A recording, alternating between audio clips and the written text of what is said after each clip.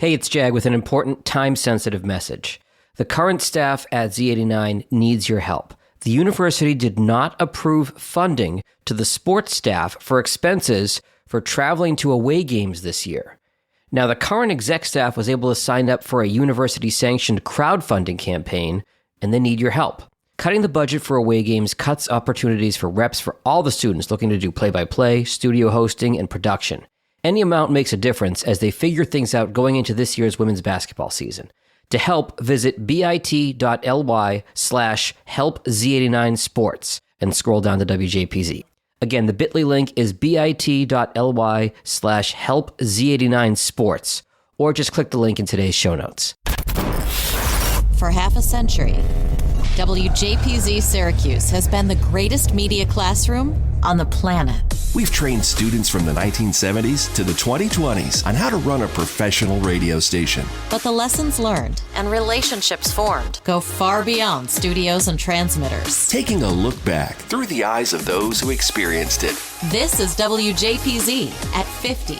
Welcome into episode 89 of the WJPZ at 50 podcast. I am John Jagay, your host. And with this being episode 89, a number that is so special to all of us, we really wanted to do something special with this episode. And who better to pay tribute to than somebody who really is on the Mount Rushmore of WJPZ history? That would be the late, great Larry Barron. We have a lot of folks here to share some memories and some stories and to tell you about Larry, whether you knew him or you didn't. So I'm going to go around the horn and start off. Look on my screen, and I'll start with Danny. Danny Corsun, class of 87. I spent a good amount of time with Larry on the air at JPZ, and then as roommates for, Scotty, 87 to 90 to 95. Does that make sense?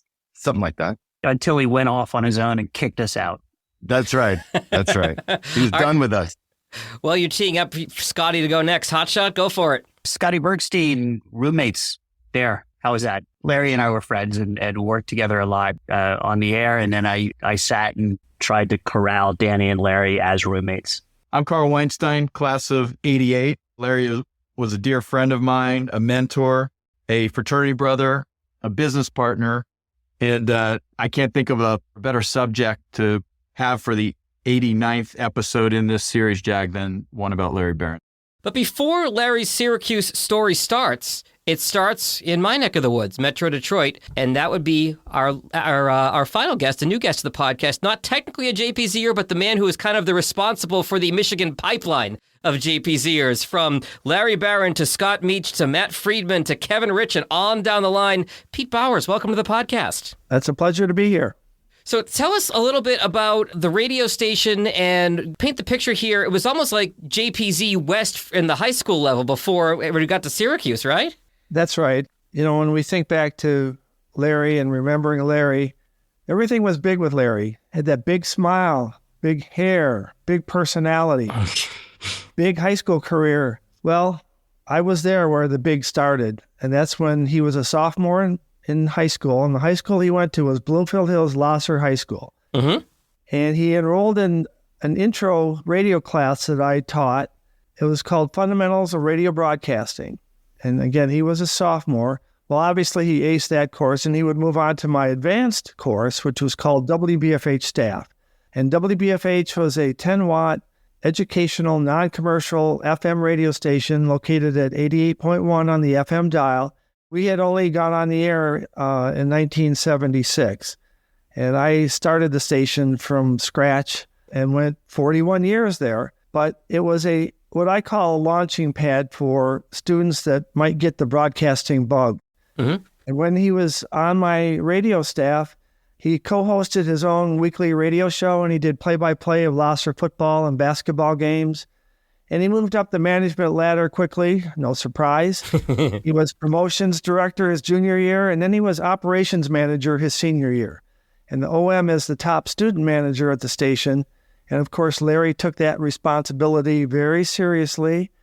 You know, as soon as Larry would enter the station, it was what needs to be done, and let's get it done.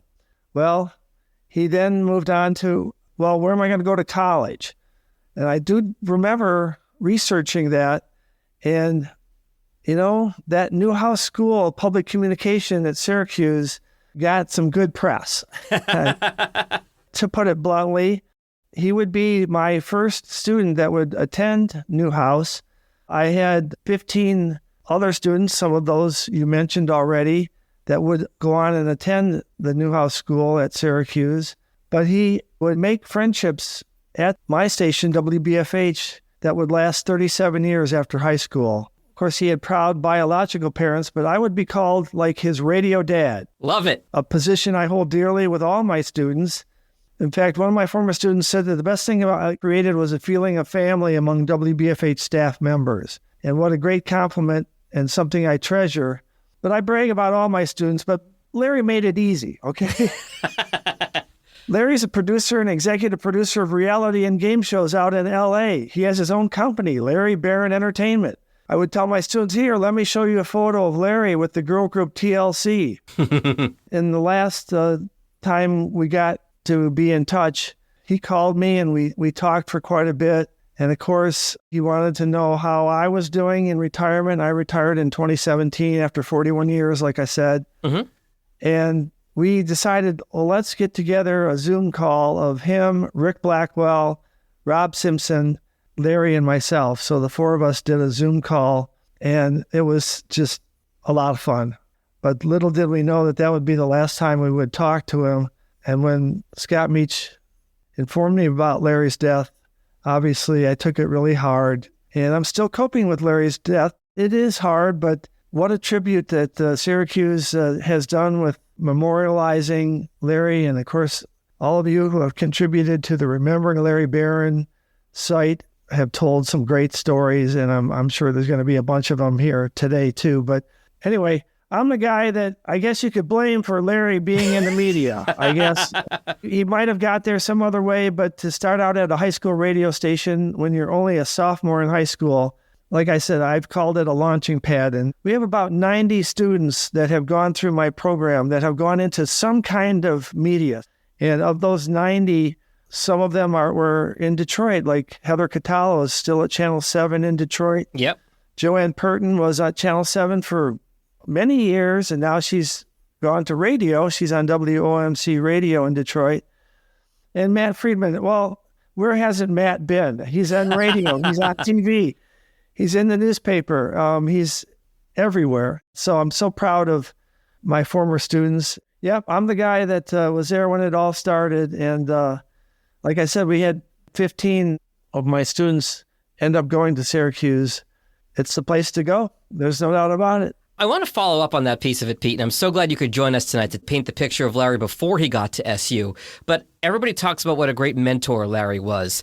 I'd imagine there were a lot of times that he came and talked to students at WBFH when he was either at Syracuse or after, talking to them about what to do, career advice, going out to Syracuse. I'd imagine he was never shy to give advice to them, right? You know, when he had breaks and he'd be in town, he would stop by. And with the advanced class I had, the WBFH staff class, he obviously would come on in. And one of the questions that a lot of my students have had for me over the years is, okay, I've got the broadcasting bug. Where should I go to college? And obviously, 15 of them have decided on Syracuse.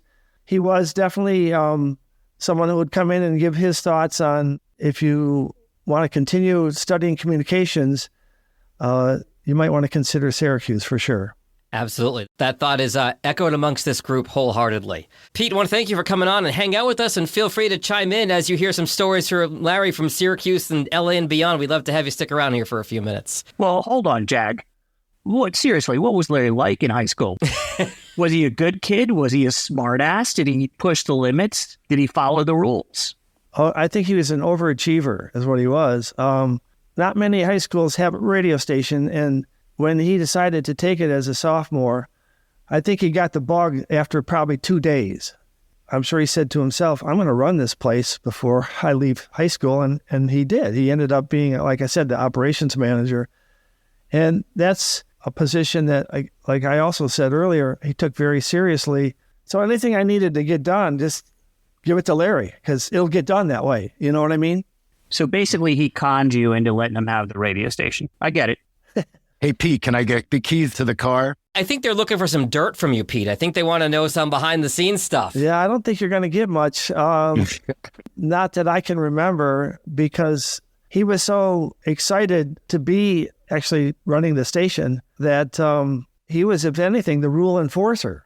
He was the guy that had to, crack the whip. Of course he was.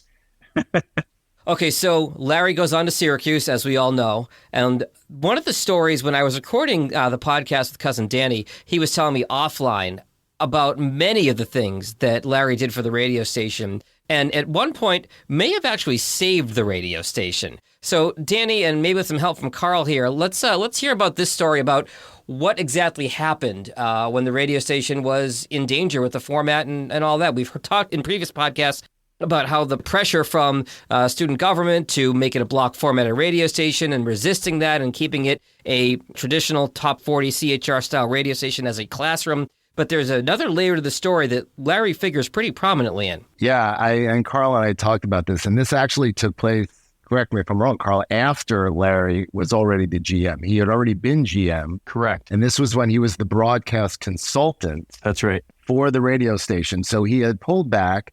At the time, Mark Bolkoff was the GM and Rusty Burrell was the station manager. Yep. And Larry had just transitioned to doing the mornings with me and helping out every other facet of the radio station that he could. And there were a lot of organizations that wanted the radio station to go to a block format because they wanted to hear the music they wanted to hear. And a lot of people were hopping on that bandwagon, and the SGA was at the time funding WJPZ. And so technically we were under their thumb. And so there was going to be a vote that was going to be taken, I believe, by the finance committee, as Mark Bolkoff told me, as I confirmed the story with him, that they were going to mandate that the radio station had to have some sort of block format, which would run counter to, as you said, Jag, the CHR path that the station was going to take and the media classroom it turned out to be. Larry knew this vote was going to take place. And rather than allow the vote to take place, he orchestrated somehow that at that meeting, knowing that if he left that meeting with one other person that was loyal to the JPZ cause, that they would no longer have a quorum to take the vote that would essentially make it so JPZ had to go with that format. And when they left, they couldn't take the vote. And before they could hold another meeting, JPZ let the powers that be know at SGA that they were severing ties and going independent and becoming financially independent of the university. And that was the first domino that fell in JPZ being, yes, student-owned and operated, but really financially independent. And at 20 years old, yeah, that's pretty remarkable. Pretty savvy move for a 20-year-old who had yet to have real business experience, but showed all the potential of it. Yeah, and Mark Bolkoff, who in his own right is a pretty smart guy, said to me, that wasn't me, that was Larry who knew that. And so, that's just one small example of what he brought to the table and really and truly, set the tone and the path for the station that, we're seeing today. It really is saying something, that he knew that there was going to be a problem forcing this station to change format. So he found a procedural loophole to avoid the vote and then bought them enough time to say, sorry, SGA, we're going independent, and where they stayed for 25 some odd years until about 2002 when they went back on student government funding. Carl, anything you want to add to that story? No, I think that says it all right there. Those were interesting times for the station, and leadership came from a lot of different places. And Larry, who had already sort of, stepped aside to let other people take the reins, came in this very ninja-like way with some precision, made his move and stepped back out again. So obviously we've talked about his time in high school and his leadership at the radio station. Of course, as Danny alluded to earlier, they spent a lot of time together on the crazy morning crew, Danny and Larry. Danny actually sent me a bit that I'm going to play here, a small piece of it for you. This technically wasn't when they were students. They came back for a reunion, and I want to say, was it 91, Danny? I think it was? Yeah, it was 91, and Larry and I were still trying to put together a tape to get morning work somewhere. And so we used the opportunity to put together some bits, and Chris Bungo was our production guy, and we had a lot of fun. ultimately, it was just great to get back in the saddle with him because we were both really are most comfortable in that studio. The whole clip is like 15 minutes, and I'm going to put a Dropbox links in the show notes for anybody who wants to hear the whole thing. I'm just going to play you about a minute or two of it. Danny, you want to set it up as far as the prank call that you were executing that morning? Sure. So Larry had, from a radio station that he had heard a bit called Burn Your Buns. And it was where we would call somebody pretending to be someone and get them to do something that they clearly wouldn't do. And in this particular case, we called as the person at the Carrier Dome who schedules the individual sings the national anthem. Syracuse was playing Notre Dame that day on national television on NBC. And we called a local sorority saying, will you please do us a favor? The person who was supposed to sing the national anthem has fallen ill. And Larry played the Carrier Dome executive who burned her buns. And we're going to hear Larry as that so-called Carrier Dome executive right here. And the reason why I'm interested in a fabulous singer is because a young woman from Chi Omega who was supposed to sing the national anthem at today's Syracuse Notre Dame basketball game is suddenly had the flu and had to cancel on us. I'm in a major bind. I've got the chancellor breathing down my neck to get someone from another sorority to come on and do the national anthem today. Lori told me that you are just a beautiful singer, and I'm wondering if you'd be possibly interested. Would it be a cappella? Without music? I could do it any way you want. Any way you want to do it. It'd be this afternoon. It'd be on national television. It would be great for your national chapter, of course. Very prestigious. Your parents, of course, would be watching at home. And I'm just in such a bind here. I'm basically asking you to help save my job. I really would love to. Would you? Oh, Jenny, you are terrific. I do have to ask you one little favor, though. What? Could you give me just a quick little rendition here so I can just get a feel for what you're going to sound like? Okay, so the whole song goes through. She sings the whole thing. And then as she's going through, they're trying to interrupt her and say, okay, that's enough. And she just keeps going. So I'm going to leave all your mics open here as we hear her finish the anthem and then the big reveal at the end of the bit. Through the perilous fight. Jenny?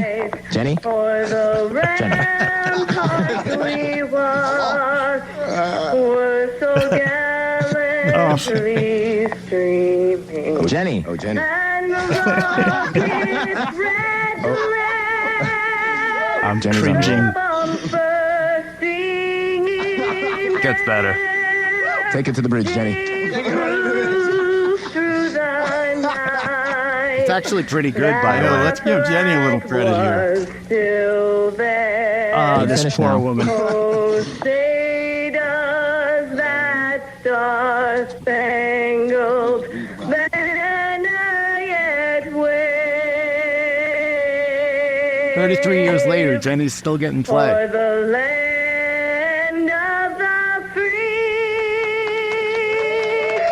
and the home of the brave. Wow.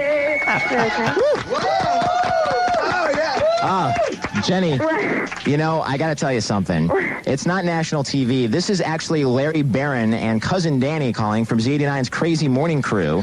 And you are on the air with us right now. Jenny, we just burned your buns. Well, oh, my God. Jenny. Well, we're back after 5 years, and, you know, we're just out of practice. We needed to burn somebody. Jenny, let me ask you something. What's your favorite radio station? 89, I guess. Z89, I guess. Yeah. I don't know about that. I wanted to get Larry's voice on this podcast, and thanks, Danny and Chris Bungo for having the tape all these years later to get that on. I mean, that pretty much summed up the show in a nutshell, right, Danny? Yeah, he ran the show. I was just there to show up and talk into a microphone. Larry was the master DJ, and he was, you know, the best straight man, and in his own right, a very funny guy. His job was to make everybody else look good, and he did a really good job of that. There was a moment, you talk about him being the consummate DJ, the professional DJ. We had Chris Godsick on the podcast a while back, and he told the story that Larry would probably wish we would all forget. So let me play that here real quick. Well, there's also the Larry Barron that the moment he would like to forget. Larry Barron, the consummate radio man, dropped an F-bomb on the air. Oh, he did. We had a morning show my senior year, and Larry, I don't know where it came from, but an F-bomb left his lips. I looked at him and he looked at me, and he did not know how to recover. I've never seen him speechless before, but he looked at me, his head was about to explode, and he just walked out of the studio. It was a low moment. I think I took complete advantage of the situation and did not try to brush it under the rug. I think I highlighted it pretty much for the rest of the show. And then he composed himself and he came back. But that's one of those moments. It's like Walter Cronkite letting an F-bomb fly. That was the importance of that. That was the respect that this man had. Reactions to that? Yeah, and I'm sure that, by the way, there wasn't any buttons getting pushed and no songs being played, because if Larry wasn't in the studio, Lord knows Chris Godzig wasn't doing it.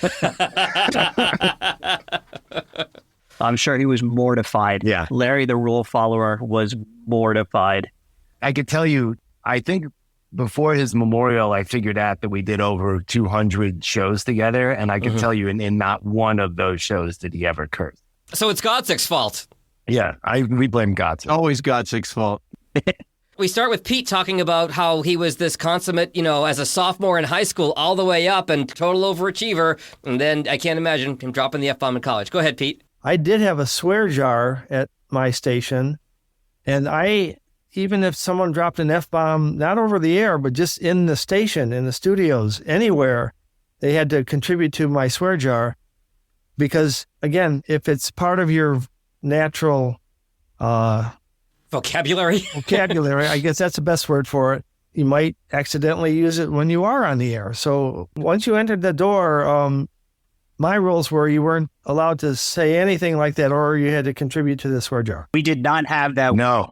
Had we had a swear jar, we would have had a lot of extra money in our house. You would have had all the beer money you ever needed, Scotty. And Larry would have invested it. The other story that Godzig told, which I want you guys to add some color to afterwards here, is about how Larry somehow got the rights to announce when SU basketball tickets are going on sale. And I'll let Chris tell the story here. I don't know if it was Larry Barron who worked it out, but somebody made a deal. At that point, they were still trying different things on how to make tickets available to students for the SU basketball games. Mm-hmm. And they had tried a number of things. And this year, they were going to make an announcement. You were not allowed to line up for basketball tickets. And there was going to be an announcement. And then everybody was to go to the Dome and line up and get their place in line or to buy tickets. And somebody had worked it out that Larry Barron was going to make the announcement. Wow. Of when the basketball tickets were going to be available. And this was the era of Pearl Washington. So Larry was going to make this announcement, and Larry was very serious about it. For those of you who know Larry, he took this very seriously. I mean, it was a big deal. So he wouldn't tell any of us. And I remember I was visiting somebody in Lawrenson, and of course, everybody was listening to the station, waiting for this announcement because they promoted it. Everybody knew it was going to come on Z89, but no one knew when. So we had everybody listening at that time, and it was great. So I remember Larry announcing it. And then I remember being in Lawrenson, visiting somebody and looking out the window, and it was like somebody poured hot water on an anthill. And you could see people running out of Sadler, Lawrenson, coming from all directions. I mean, it was extraordinary. People were running. There was a riot forming. Oh, my God. And that announcement came from Larry Barron, and that was pretty damn cool. You guys remember that story? Yeah, I lived in Sadler Hall, and what he's describing is completely accurate. It was chaotic mayhem.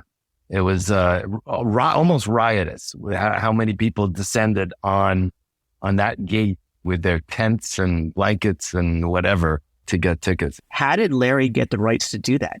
How did he figure that one out? Here's what strikes me as we listen to these three stories. So we started with one about Larry pulling this uber procedural move at a student government meeting that may have saved the station. We heard him anchor a crazy morning crew bit that was hilarious. And now we hear a story about how he basically helps put the station on the map with the student body by getting the rights to announce when basketball tickets go on sale and creates a promotional frenzy. that's the range of Larry Barron right there. Unbelievable. Like from creative genius, promotional genius, business person, managerial. Yeah. Really unbelievable. Yeah. I'm glad you jumped in, Carl, because I wanted to turn to you a little bit to talk about any more station memories you have. And then I know you also want to spend some time talking about Larry the person as well. Yeah. So, I was a freshman when I met Larry. He was station manager. He was already on his way to becoming a legend. He was, part of the team of 4 fathers and mothers who put WJPZ on the FM dial and went on to be general manager. We've noted that, and broadcast consultant. So he was already on his way to being a legend, and we'll talk a little bit about what he did after. And prom king. And yes, and that was on my list too, and prom king, yes. Or homecoming king. And that's Larry. I mean... Prom king would be Pete's realm. I think homecoming king would be Syracuse. Yeah, okay. Homecoming king, yes. Yeah. What strikes you about Larry is, first of all, he had this incredibly infectious, almost childlike energy about him. And his creativity was unbelievable.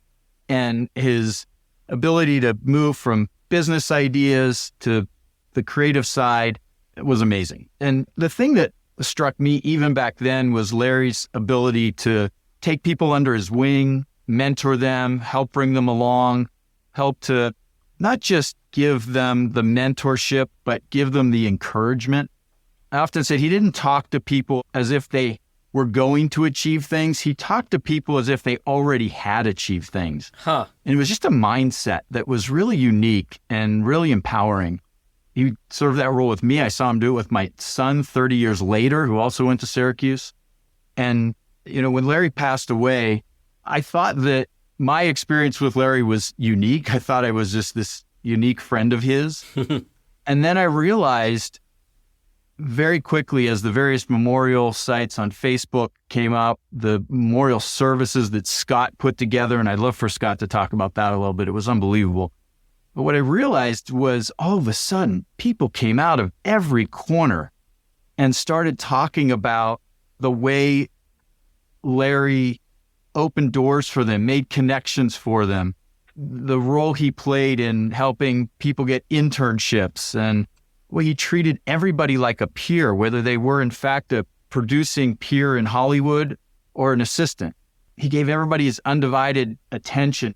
When I heard Pete tell the story about how Larry reached out to him shortly before he had passed away and just to reconnect, I wasn't the least bit surprised because Larry did that with everybody. I wondered sometimes how he ever got work done, because everyone I since talked to is, oh yeah, I talked to Larry a month ago. I talked to Larry 6 weeks ago. I talked to Larry yesterday, because that's what he did. He just stayed connected with everybody. And it was unique in a way I've never met anybody like that. And his impact on people, his ability to encourage people, to mentor people, to bring the best out in people. There's only ever been one Larry. There will only ever be one Larry. Definitely a standout in our group, which has quite a few all-stars. He sort of stands alone in that regard. I'm glad you talked about the mentorship. And throughout the generations, Carl, you mentioned how he mentored your son, Cole. And someone close to Cole's age was Shruti Maratte, who was the general manager of the radio station from the class of 2019. This hasn't aired at the time of this recording, but it actually is going to air the week before this episode publishes. Shruti told me about Larry mentoring her as she was getting her start. So I'll listen to that real quick. Even before I moved out to LA, I was connected to Larry Barron, being told he will be the best resource. He's so great. He was a former GM. And we talked on the phone so much before I moved out to Los Angeles. And he was so helpful giving my resume edits, putting me up for internships. I had never met him before, and he was still being so helpful.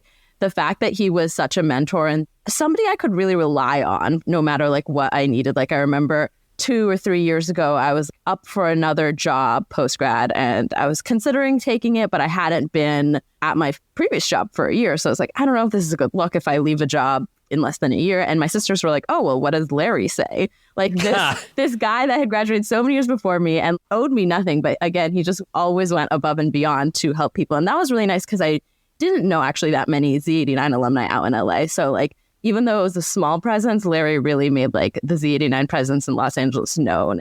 And it wasn't just me. Everyone I know that has moved out to LA from Z that Larry got to meet, but he was there to help them, which was awesome. Tracks is exactly what you're saying, Carl.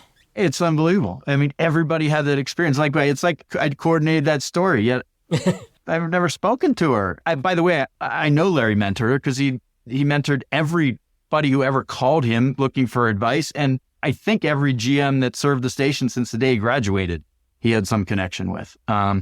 Truly unique, special gift, and he gave it back to the world.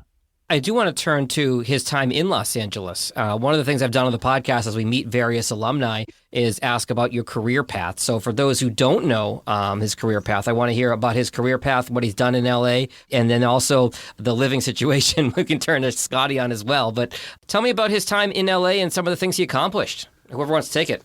Oh, I'll go really quickly on his accomplishments because I think his accomplishments pale in the face of the kind of person that he was and all of this, the way he talked to people. But his accomplishments, that said, were huge. He went from, I believe his first job out of LA was doing traffic in Atlanta and then working at CNN at the same time. He was that guy who pounded on his chest and pretended he was in a helicopter, went like this, and then gave the traffic on whatever freeway it was in Atlanta.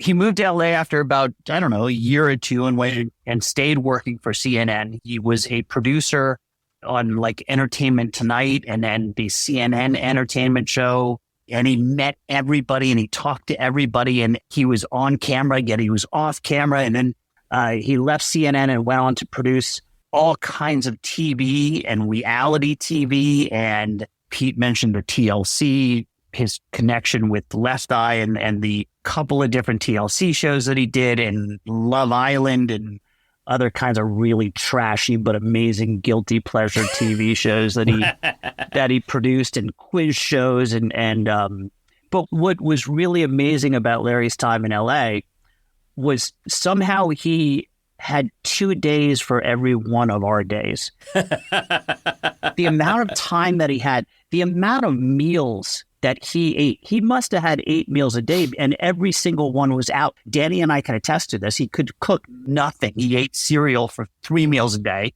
He couldn't cook a thing. Yeah, Larry would eat cereal in a trough. So much cereal. So much. He had a massive, like a salad bowl that was filled with Fruit Loops. It was crazy. Eating it with a serving spoon. Yes. But he ate every meal out. If he wasn't eating cereal, he was eating meals with somebody at some restaurant in LA. And here's what I'll tell you about LA, is Larry knew everyone and everyone knew Larry. I'm telling you, he knew more people than the mayor of LA. And he was probably friendly with more people than the mayor of LA.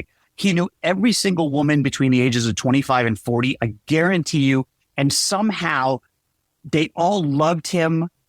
Some of them hated him, but most of them loved him for one reason or another, whether it was romantic or non-romantic, but he was friends with everybody and everybody knew him. And like Carl said, is when you were with him, when you were having a meal, he knew everybody and people would be talking to him and calling him. And I'll tell you a story about the internet in a second. But if you were with him, it was like you were the only person that mattered ever. Yep. And all he cared about was what you were doing. He didn't want to talk about what he was doing. He didn't want to talk about the 800 episodes of Idiot Test that they did. He wanted to talk about what you were doing. He gave me one of my first directing gigs on a TV show.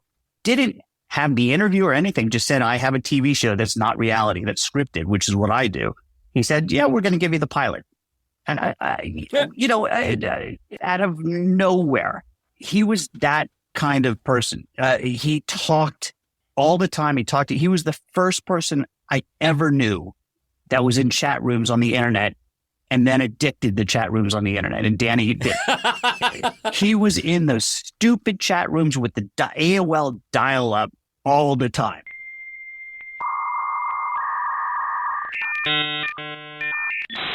Talking to people from all over the world and just talking. And it was pretty fascinating.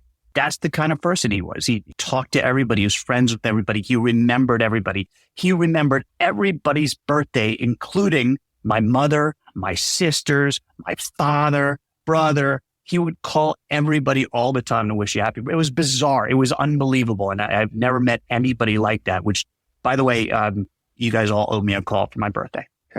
Happy birthday. Happy birthday. Just saying. I don't think there was a weekend that our couch wasn't being slept on. If anybody came to LA, they slept on our couch, and I guarantee you they weren't coming to see me or Scotty. No, most definitely not. Any other great stories from you guys living together in LA and JPZ West? Oh, there's lots of great stories that are totally any that are okay to tell on this podcast. No, I don't understand. The Larry that Pete knew is not the Larry that we knew. Not in our 20s, I'll tell you that much. Here's a story I can tell, Jag. I moved to LA about 13 years ago, and one of the best parts about it was reconnecting with dear friends like Danny and Scott and Larry. And Larry and I would go out to dinner once a month, one of his many. I guess the good thing about him not cooking is he was forced to go out to every meal with somebody, and there's magic to that. Yeah. At some point, we would watch football, we'd talk about life, but he was just a great friend. But at one point, in most of the dinners, or many of them, I would finally get him to pull out his laptop and show me the various concepts he was working on for TV ideas. I mean, the stuff would just blow you away. Like, first of all, endless amounts of ideas just flowed from this creative mind. And it's almost hard to fathom how one person could come up with that many interesting, cool, and honestly, viable concepts. And he obviously had a lot of success in pitching many of them. We had a thing, and I spoke to Larry, I don't know, once a week, once every couple of weeks. Sometimes it was more than that. Sometimes it was less, like you do with friends when, you were roommates for a while and you move away from each other. But he would call, and it would be random, and it could be at 8 o'clock in the morning, or it could be at 11 o'clock at night. And I'd pick up the phone, and I'd hear that big booming voice, and it would just be Scotty B. And that's how every single phone call started, no matter what it was, whether he was in a good mood or was a bad mood. Typically he was in a good mood, but every single time. And I miss that terribly. Would this be a good time to talk about the memorial service that you guys put together for him? The memorial was something that came about simply because it was pretty organic. As people started talking online, lots and lots of people had reached out to me and some other close friends, Jeff Bernstein, Doug Richter, to see if we were holding a memorial. And that was the Syracuse Hollywood connection. And then there was this whole other, quote unquote, Hollywood connection that I was getting wind of that was thinking and talking about holding a reunion as well. A memorial. It ended up being a reunion because so many people ended up reconnecting from that. It's unbelievable. But we ended up having to do 2 memorials because evidently there was a good chance somebody had told me we were going to crash Zoom because there were just simply too many people who wanted to be a part of it. So I kind of straddled both worlds, both the SU Hollywood and the quote unquote professional Hollywood world. So I organized the SU Memorial, and then I was part of the Hollywood Memorial. We had approximately, as far as we can tell, about 750 people between the two. Wow. So, if you think about it in those kind of terms, and I know that I reconnected with a ton of people from it. And I know that there's other people on there who have reconnected with people because of it. So this idea that people continue to connect because of Larry, and that was 2.5 years ago at this point. But because of that, as people have continued to reconnect, and it was, if I tell you, Jag, that everybody wanted to say something, it was hard to moderate it in many ways. It was hard to sort of pick and choose, and we did have to limit it time-wise, but it was fascinating how many people wanted to say something and sort of stand up and be there. It was one of those situations, it was sad. I'm still sad about it, but it was also sort of a fantastic celebration of Larry. One that I know his parents deeply appreciated, Scotty. It just seems appropriate that this man who connected so many people in so many ways and was so passionate about doing so that even in his passing was able to reconnect people like that. It just seems appropriate. Absolutely. And even after his passing, he's continuing to give back in a way with the Larry Barron Memorial Fund. So which one of you wants to take that? I'll start, and then Scotty, please chime in. Everyone was fortunate to have had Larry in their life at some point, and so many people on both memorials had benefited from Larry's big heart and ability to connect and mentor. And it was really at those memorials that so many of these stories surfaced about how Larry made every single person feel like they were the only person in the world at the time he was helping. And meanwhile, he's helping hundreds of people and connecting hundreds of people. And we wanted to do something to carry on Larry's amazing legacy of mentorship and of connecting people, but particularly the mentorship piece, because so many people had had that experience with him. And that was really one of his great gifts. So at the memorials, we announced what ultimately became the Larry Barron Fund for Mentorship. It was just a germ of an idea at the time. And we asked people to start, if you had this connection to Larry, like so many of us did, to please contribute to what would ultimately come. Our goal was to create an endowment in Larry's name at the university to carry on this incredible legacy. And over the next year or so, since Larry's passing back then, we did successfully, with the help of so many people, Larry's family, friends, Larry's fraternity, Zeta Psi, members of the Hollywood community, members of the SU community, raised a significant amount of money to create an endowment and launch the LBFM, the Larry Barron Fund for Mentorship. And the idea is to carry on Larry's name and legacy in a program that will enable 2 students each year to come out to Los Angeles over spring break for a week of meetings and meet and greets, tours, dinners, lunches, events, an opportunity to find some mentorship and make some connections that can lead ultimately to internships or jobs, but to essentially tap into the SU and LA community of media professionals, media and entertainment professionals, to help students who want a career like Larry did at one time when he was a student at the university in media and entertainment, to get a head start on that. And the very first class of the LBFM program will be selected this fall for their first trip out to LA over spring break in 2024. And what's most notable for this group, meaning the WJPZ community, is that there'll be 2 students selected each year to take part in the program. And one of them has to come from, or is earmarked to come from, the WJPZ active student body. So, wow. In other words, of the 2 students each year, one of them will be selected out of an active member of the WJPZ staff. Larry loved LA and was a huge part of the LASU community. He served on the advisory board of the SU LA branch of Syracuse, the advisory board. He obviously, loved SU, but he loved Z89 as well. And he would, I'm sure, want it no other way than, to make sure there was some way a student from Z89 could participate each year. So that's the way the program was created. And we're really excited to launch it this year, and always looking for donations to keep this thing going for as long as possible and make it bigger. There's even some ideas of making a bigger mentorship program across the entire university. There's always a way for alumni in the media and entertainment business to participate, because those students are going to come out to LA, and we're looking for people to host them, people to meet with them, people to take them on tours, people to let them shadow their organizations.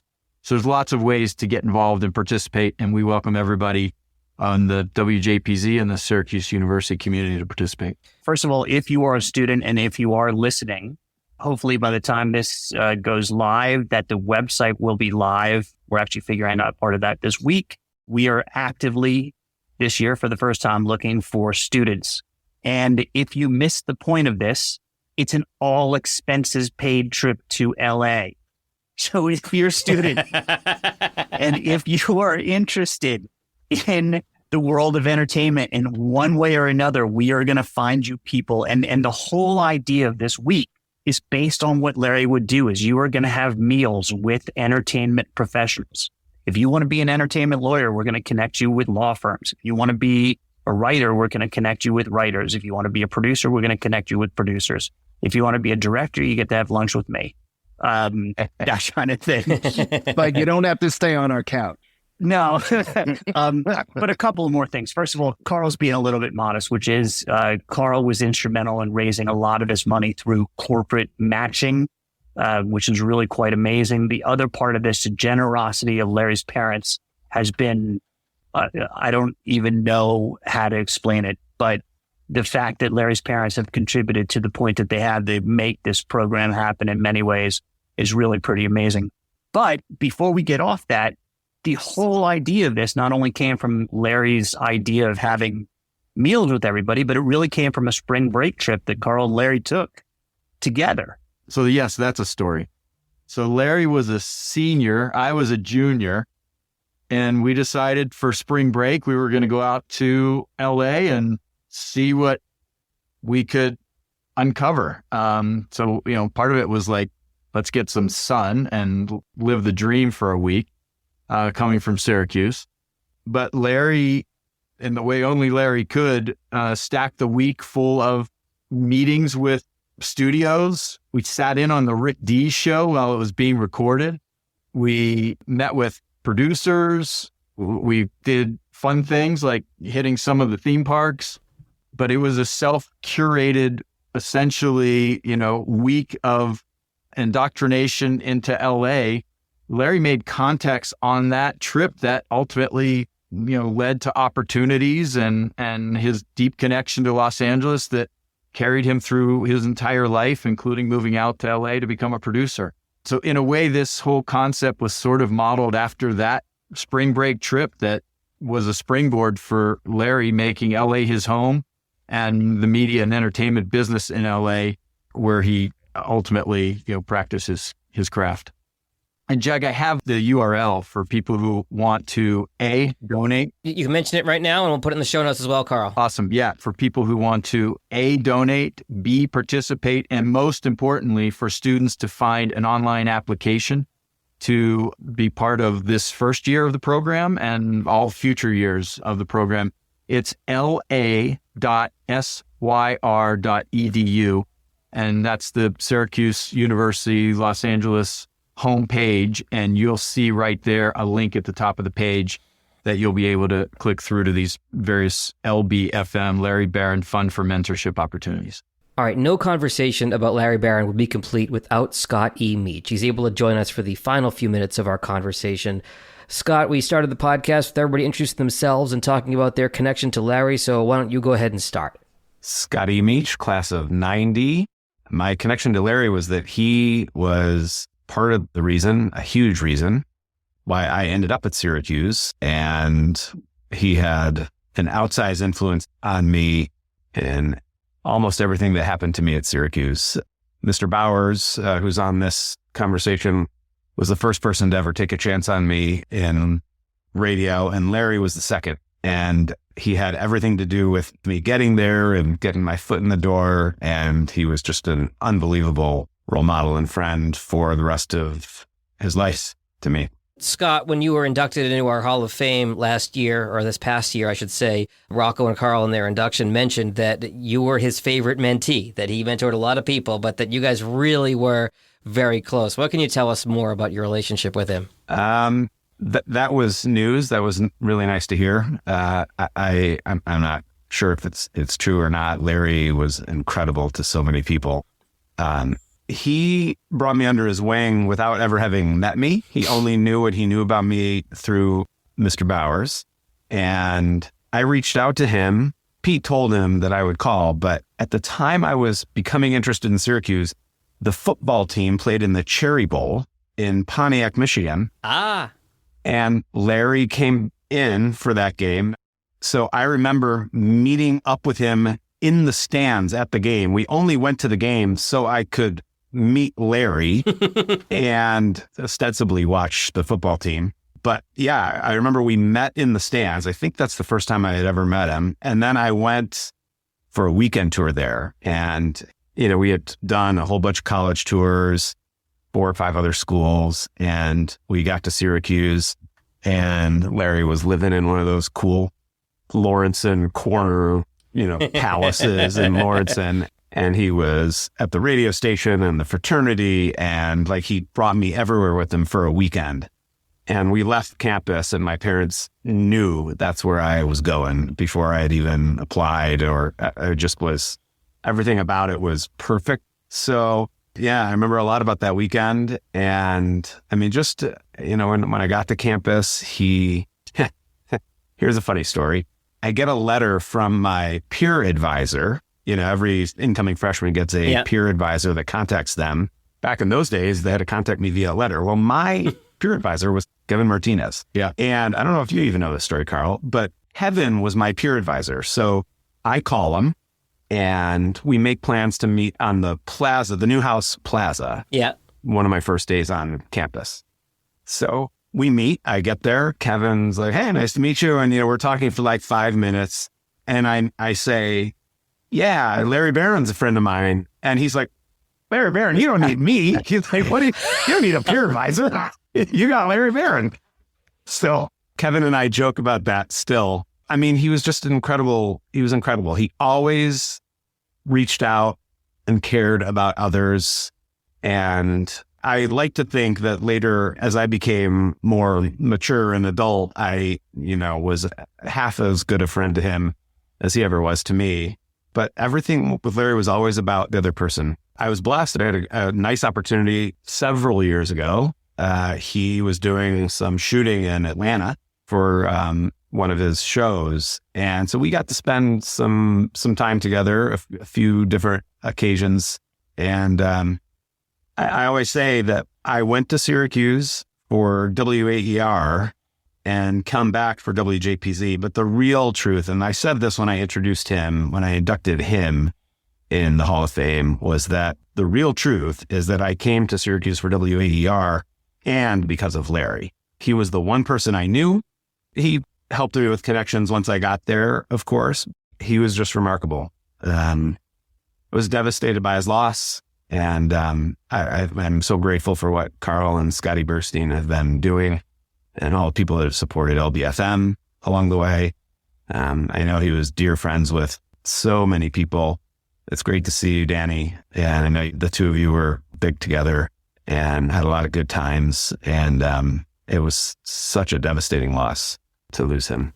Well said. I don't want to end this on a down note. Rocco McRae told me that Larry was instrumental in helping him get our alumni association off the ground, something that I know, Scott, you were such a huge part of leading for so many years. Danny, you have a comment on that? I'll tell you that as far as the Alumni Association is concerned, is that this was before Zoom. When we met, it was by phone, and Larry would actually come up from Atlanta for the 1 or 2 or 3 big meetings that he ran. It was that important, right? Like that he would come just for that reason from Atlanta to conduct that meeting of the JPZ Alumni Association board. It was just carried over, right? From JPZ in terms of how important the organization was to him and how important he knew that the Alumni Association would be. All right. Anybody else have any other stories or anything want to drop in before I start to wrap it up? Go ahead, Pete. Well, I might have one addition. On that phone call that I made with him a couple of years ago, and I had retired from 41 years with teenagers and still able to stand. So I wanted to hear about all his producing and everything. No, he was trying to figure out, he said, well, what are you going to do now that you're in retirement? And I said, well, I started watching The Wonder Years. I think I'll watch all 6 seasons of it. He goes, yeah, I just had lunch with Fred Savage a couple of days ago. And he goes, well, and then the week before that, I had lunch with Danica, Winnie.